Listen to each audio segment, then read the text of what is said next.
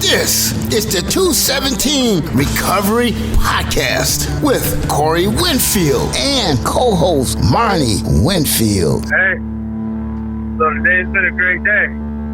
Got my fines all paid off and motioned the court to finally see my daughter. Figured I'd call and let you know, man. All right, later. It is the 25th of February, 2022. My name is Corey Winfield. My name is Marney Winfield. And this is the 217 Recovery Podcast, Friday morning edition. I think this is the first time we've ever done this. You've done earlier podcasts before, just not recently. Oh, like earlier in the morning or? Like earlier in the day, yeah. Oh, yeah. Yeah, well, this was like a makeup for last night. And not really a makeup because, I don't know. I think we need to change our schedule. Because when I first started the podcast with the guys in the house, sober living, we did it at night. There was a reason for that, is so that we would have to make it through the day sober, you know, and that was helping us, and that helped me for sure. But now it's like, at the end of the day, I've had a busy day. You've had a busy day. Right. Sometimes I haven't had a busy day, but I'm just saying. It starts to get 8, 9 o'clock, 10 o'clock, and we're like, oh, we still got to do a podcast. And I really like talking about how the day went, but maybe if we change it up and do it earlier in the day, we could talk about how the day's going to go. Yes. And instead of reflecting on what we did, you know, we can talk about what we're going to do. And like today, I did something that I haven't done. Positive affirmation from Amazon. I asked her, what's the temperature? What's the weather out today? And she said 17 degrees right now, but it's going to be a high of 23 with some snow. So for people listening down south, they just got some ice and snow too. But yeah, that's how we're living. And we got till June. So yeah, enjoy your little warm weather. But then she said, would you like to begin your day with a positive affirmation? I mean, who's going to say no to that? Yeah. And it was, I believe in myself and I trust in my wisdom or something. Yeah.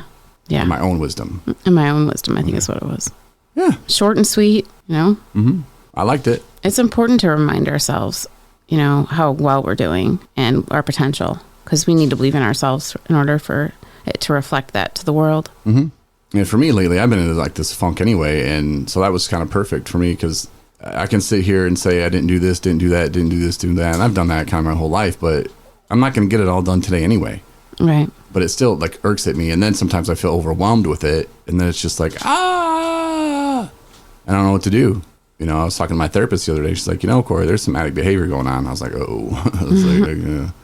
And she kind of explained, she's like, not like drug seeking behavior, but just like with me and the medication that I was on and not thinking that I deserve it. And, you know, it's just been so long and it's just, I'm over it. And she's like, yeah, but that's what happens sometimes, you know, but you just want to like stop taking it and stop doing this and doing that. And you're not giving yourself credit, you know? And I was like, yeah, but she's like, no, that's the addict behavior of it all. Like you're beating yourself up for something that you didn't do. Like you didn't control it. You know, I didn't say, hey, pancreas, take a shit on me. I didn't do any of that. And she was right. You know, I am. And she asked me to have a conversation with myself because she says, well, I know that people reach out to you and you talk to people. And what if they ask you for advice? What advice would you give yourself here? And I was like, oh, so I got to role play with myself. It was awesome. I was going to ask for an autograph, but I didn't.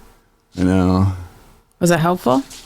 It was. It really was. And, you know, it all kind of broke down to when you're on medication, sometimes alcohol especially, and of course that's not on medication. We used to jokingly say it was our medication because it would stop us from shaking, but withdrawals will cause depression, and it's your serotonin, your dopamine, and all that has to do with that. And, you know, years ago when I learned that, I got on some medication. So like everything pretty much kind of led back to probably going through a little depression, not like major or anything like that. So this is what I would tell myself, and it would probably clear up all the 3 or 4 different things that I'm feeling that I don't like. It could all point back to that one thing, and there's a reason for it, you know, and it all makes sense to me. So when I broke it down and explained it to myself, I was like, yeah, you know, I probably should, you know, try to get in front of this before it gets worse. Because if I let it get worse, it will get worse. So I did the stuff I had to do, and there you go. See, that's why it's great to have a therapist. Yeah. The therapist I have she's really good. She's not per se like a drug therapist, but she knows enough about it, obviously. And she doesn't like tell me, oh, you need to do this or you need to do that. You know, it's more of a, well, what would you do? Or how would you do this? You know, it's suggestions. And I think that with me works way better than people I've had in the past. So I've had her for a few years now. As long as I've known you. Yeah. And I've told people, if you're talking to your therapist and this is not clicking, you're not vibing, you don't feel safe enough to be vulnerable, then, just say, hey, we got to move on. Yeah. You're just wasting their time, and they have other people they can see. You're not going to break them. They're not gonna be like, please stay. Without you, I'll never have a client again. They're not going to say that. And they'll say, yeah, I understand. Yeah, it happens all the time. And if they do take it personally, that's their problem, not yours. I was having a conversation with a friend the other day, and I started thinking about what I had told him. And I think it was kind of mean. And don't judge me for this, okay? Okay. But my friend was telling me that his mother was and these are his terms, raging alcoholic.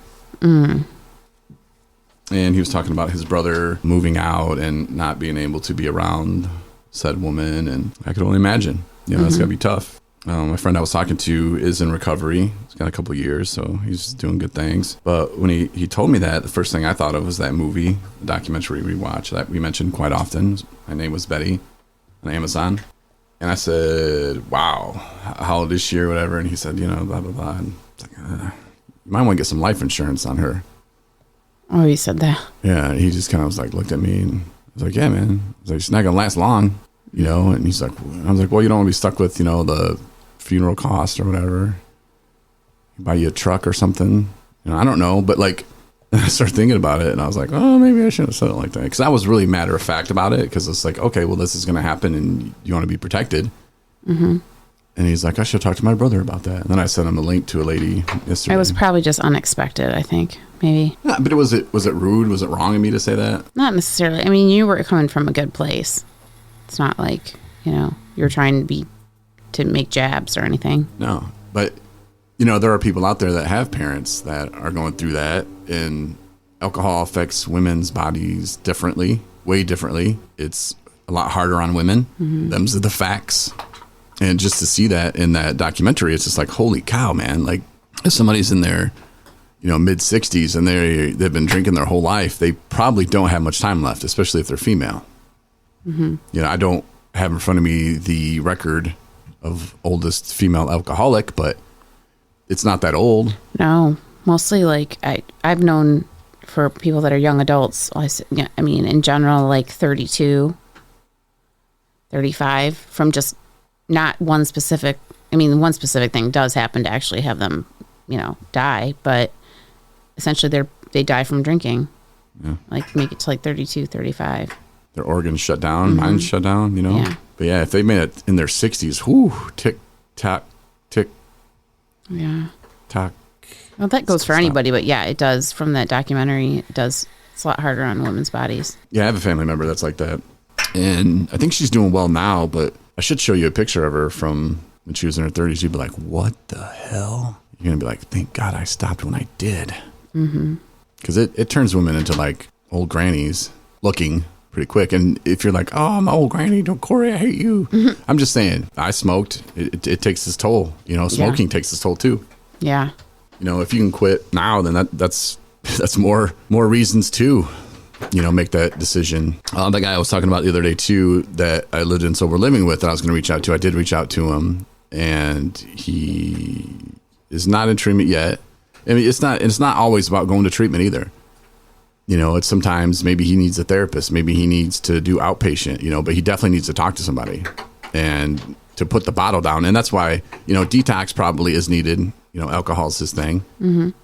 But if you can get through that, just start somewhere. And he's saying that there's a lot of stuff he has to do before he does this and that. And it's like, all right, man, whatever. Just like I said, you don't have to go into treatment, but just make some progress and, try to put that bottle down, because you can't really start making the progress, and you can't just quit cold turkey either. I know how he drinks and he can't. Right. And that's why detox is really helpful, for someone in that situation. So if you know someone who's in that situation, don't just run over their house and dump out all their alcohol. Please do not do that. That is not a good way to go about it. If you want them to be honest with you, just be honest with them and say that, look, this is probably what should happen. What do you think about that? Do you want a life? Do you want your life back? Do you want to live again? And they'll probably start crying and say, yes, I do. It's all right. Well, here, let's go. Let's get it figured out. And call Hope Not Handcuffs. I got to put their number on our website. People would get them referred to me, but I guess I have to pass out this other number now. Oh, it changed? Yeah. But helps out there, man. I was just watching Fans Hope Not Handcuffs little thing. They had a little video on it, and it was talking about Hope Not Handcuffs, and you can walk into any police station, and I don't think many people do that though. And if you have a warrant, they will take you to jail instead of treatment. That's just facts. I've called them. They told me that. So but you don't have to go to the police station to use, that's my point, to use the Hope Not Handcuffs program through FAN. There's a number on the website. And like I said, I'll put a number on our website too at 217recovery.com. If you want to use the Hope Not Handcuffs program, just call that number. And anywhere in the state of Michigan, I think New York, there's a few other states as well. Hell, if you're in Hawaii, call it, just see if they can help you, man. Just to talk to somebody, they're not going to hang up on you or nothing, but, yeah, help is out there for sure. How you feeling about this Friday morning stuff? It's fine. I'm not feeling all so hot, just in general. Okay. Well, you look beautiful. Oh, thank you. I didn't sleep well last night. Oh. I mean, I'm still trying to recover from my back surgery thing. So yeah. So how was that going? It's all right. It's just a healing time. Because it's been a week. A week from today, you got home. A week ago from today. We could go today. Yeah, I came home from the hospital. Yep, right about now, actually, at 10:38. Yep. And you jumped on to a work meeting. I did. This woman's lost her mind. Yeah. But are you at that point now where it still hurts, but you're trying to do more, and then you realize, shouldn't have done that? That's exactly what had happened. All right, we'll take it easy, and I appreciate you coming by the studio today. Oh, no problem. Yeah. Be on the podcast. Sorry, I'm not in more chipper mood. That's okay.